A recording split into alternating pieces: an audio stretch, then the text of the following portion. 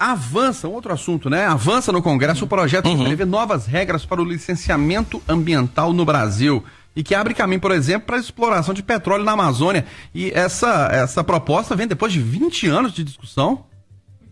Pois é uma discussão longa e, como toda discussão longa, né, Eustáquio, bem polêmica também. Esse texto gerou muita controvérsia ontem, depois que ele foi aprovado no Senado. Foram 54 votos a favor, 13 votos contrários e, portanto, foi aprovado esse projeto de lei que, na prática, ele dispensa para algumas entidades, alguns empreendimentos, essa questão do licenciamento ambiental. E por que é controverso? Porque ambientalistas apontam que esse projeto pode trazer sérios riscos ao meio ambiente brasileiro. E a gente está falando do Brasil, do meio ambiente, num cenário em que acontece a COP30 nesse ano, uma discussão com todos os atores globais sobre mudanças no meio ambiente, preservação do meio ambiente, e o Brasil seguindo num caminho aparentemente contrário ao que se propõe nesse discurso que é vendido para outros países, né?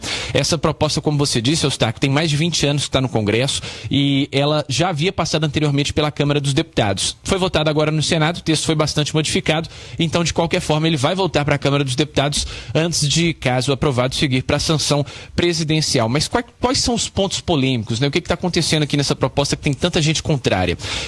Entre os principais pontos polêmicos está essa questão da dispensa do licenciamento ambiental para atividades agropecuárias e também a licença por adesão e compromisso, que permite, na prática, a liberação desse licenciamento ambiental com base apenas na autodeclaração do responsável, sem nenhuma análise técnica prévia. Ou seja, quem for o responsável pelo empreendimento ali que vai falar se a área está ok para, enfim, fazer uma mineração, fazer uma indústria, que seja, sem a anuência dos órgãos competentes dos estados e também do governo federal.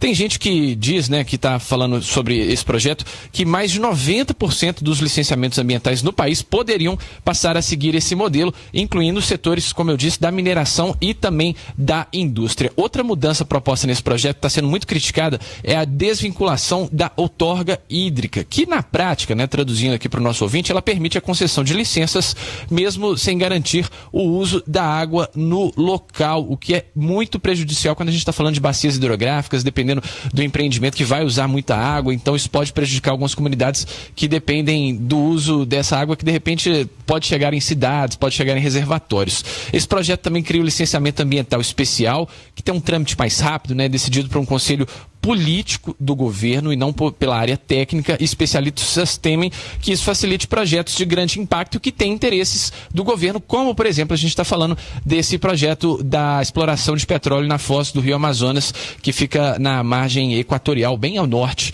do Brasil, né? Só para a gente poder finalizar esses pontos polêmicos, né? Os arqueólogos também estão criticando esse projeto, porque, na prática, ele reduz o papel do IPHAN para poder ameaçar, e pode, né, inclusive, ameaçar sítios arqueológicos que ainda não foram identificados. A gente tem uma oposição por parte do governo. Ontem o Ministério do Meio Ambiente divulgou uma nota condenando o projeto e, de acordo com a pasta, esse texto ele representa um risco à segurança ambiental do país. Como eu disse, a proposta ainda vai para a Câmara dos Deputados e, por lá, claro, o texto ainda pode ser modificado antes de seguir para a sanção do presidente Lula. Volto com você, Eustáquio. Obrigado. Pedro Nascimento, ao vivo de Brasília. 8 horas.